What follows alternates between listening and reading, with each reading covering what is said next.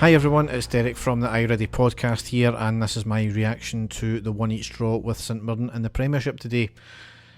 Am I surprised? No. Gio had one remit to do and going into the last 3 games before the World Cup, and that was get 9 points. He's got 4. 4 points. Now, absolutely there are mitigating circumstances with the injuries, but that doesn't excuse the performance on the park by the players that are out there doing the job.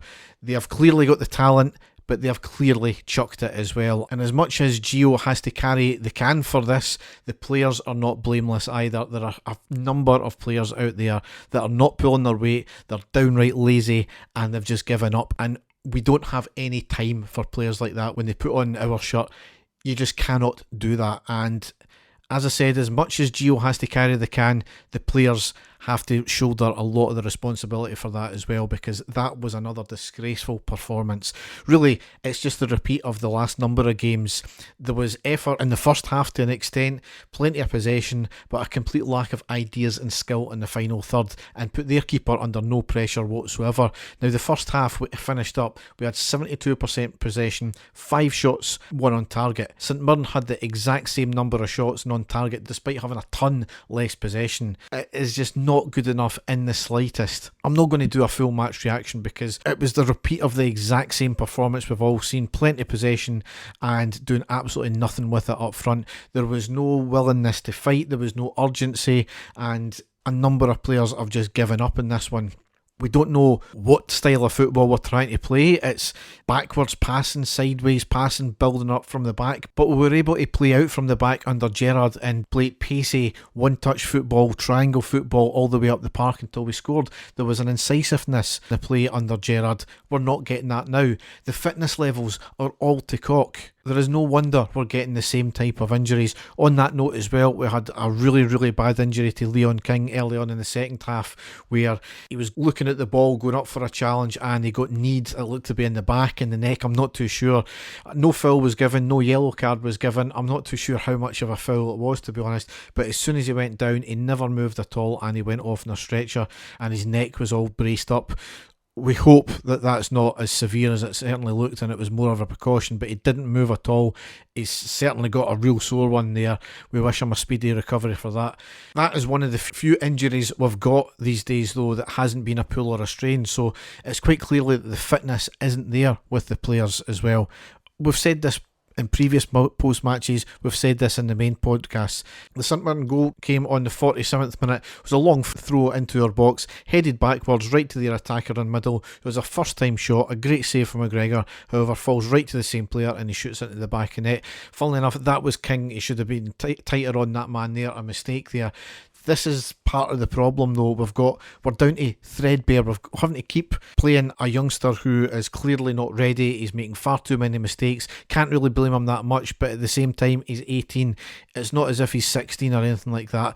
Here we've got another player as well, because of the injuries, getting an automatic start in Morelos because there's nobody else. That's a player who hasn't showed up one iota this season. So that's where the players have got to shoulder this blame as well. However, at the same time, you've got Lovelace, who is tearing it up in the B team.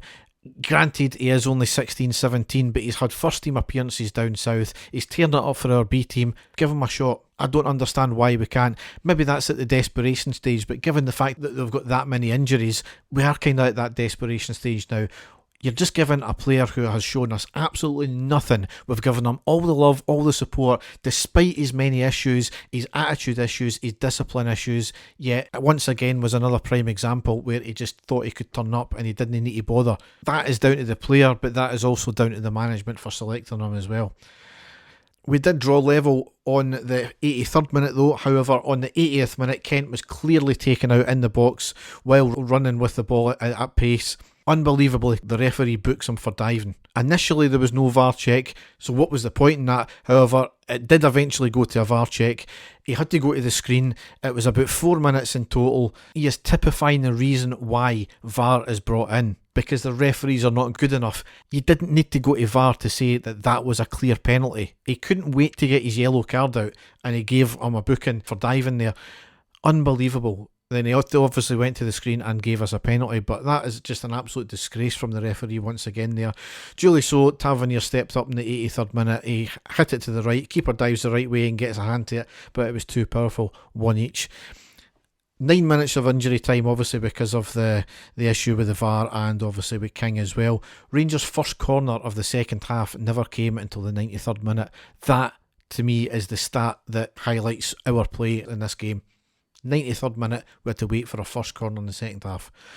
So we go off now and we regroup for the break now. Obviously Barisic away with Croatia team, him aside. This team, who the existing players who've been playing the last wee while, they've got to have a long hard look at themselves. Hopefully we'll get some players back from injury as well. Hopefully that's it for Gio as well. I hate to say that, I want him to succeed more than anything, especially with what he brought us last year in terms of relative European success. But it's quite clear there is something just not right there, and I hate to say it because I'm always championing managers and blaming players first, but it's quite clear that there's something lacking with the fitness issues, with the training issues, the tactics, getting the team even just G'd up for playing a game. It doesn't matter who it is in the Champions League against Celtic, there are severe deficiencies in this team. There's the inability to change it, there's the desperation by throwing on Robbie Ure in the last minutes there of the game. It's not working.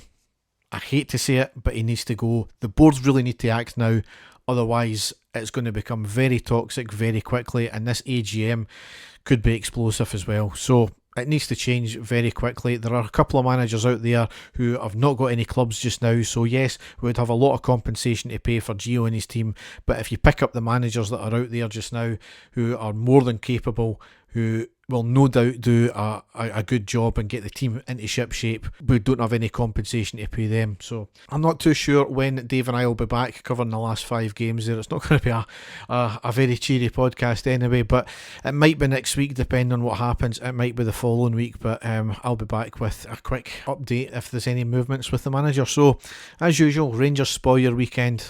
I hope you try and salvage the rest of it. Unfortunately, I can't have a drink just now, but thanks for listening and goodbye.